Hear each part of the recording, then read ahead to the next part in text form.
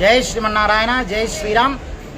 భగవద్భక్తులందరికీ కూడా శ్రీరామనవమి శుభాకాంక్షలు తెలియజేస్తూ మన మందమరి పట్టణంలో గల శ్రీ పంచముఖ ఆంజనేయ స్వామివారి దేవాలయంలో గత 26 సంవత్సరాలుగా అత్యంత వైభవోపేతంగా జరుగుతున్నటువంటి శ్రీరామనవమి ఉత్సవాలలో భాగంగా ఈ నెల 27వ తారీఖు నాడు ఆ యొక్క శ్రీరామచంద్ర స్వామి వారి యొక్క కళ్యాణ మహోత్సవం అంగరంగ వైభవోపేతంగా అపర భద్రాదిని తలపించే విధంగా జరుగుతుంది మన మిథిలా ప్రాంగణంలో. ఇక్కడ ఈ కార్యక్రమానికి ముందుగా ఈరోజు అత్యంత వైభవోపేతంగా ఆంజనేయ స్వామి దీక్షాపరులు దాదాపు 300 పైగా స్వాములందరూ కలిసి ఏకకంఠంతో ముక్తకంఠంగా హనుమాన్ చాలీసా 108 సార్లు పఠించడం జరిగింది.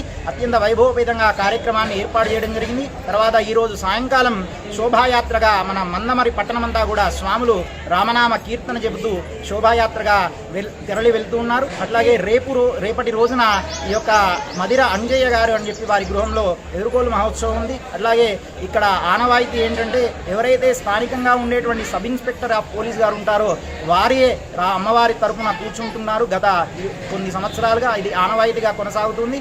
ఆ యొక్క వారి గృహంలో స్థానికంగా ఉండేటువంటి ఎస్ఐ నరేష్ హారిక గారి దంపతుల గృహంలో ఎదుర్కోలు మహోత్సవం 26వ తేదీన అత్యంత వైభవోపేతంగా జరుగుతోంది. అట్లాగే మనకు 27వ తారీఖు నాడు ఉదయం స్వామివారికి పంచామృత అభిషేకంతో కార్యక్రమం మొదలై రామ కళ్యాణ మహోత్సవం సరిగ్గా 11:35 అత్యంత వైభవోపేతంగా జరుగుతోంది. ఇట్టి కార్యక్రమాలకు భగవద్భక్తులందరూ కూడా విచ్చేసి ముఖ్యంగా శ్రీరామనవమి రోజు అందరూ కూడా మన కుటుంబ సభ్యులతో తలంబ్రాలతో విచ్చేసి రామ కళ్యాణాన్ని వీక్షించి అన్నప్రసాదాన్ని స్వీకరించి జగద్రక్షకుడైనటువంటి శ్రీరామచంద్ర స్వామి అట్లాగే మన పంచముఖ ఆంజనేయ స్వామి అనుగ్రహానికి పాత్రలు కావాల్సిందిగా మనది. జై శ్రీమన్నారాయణ.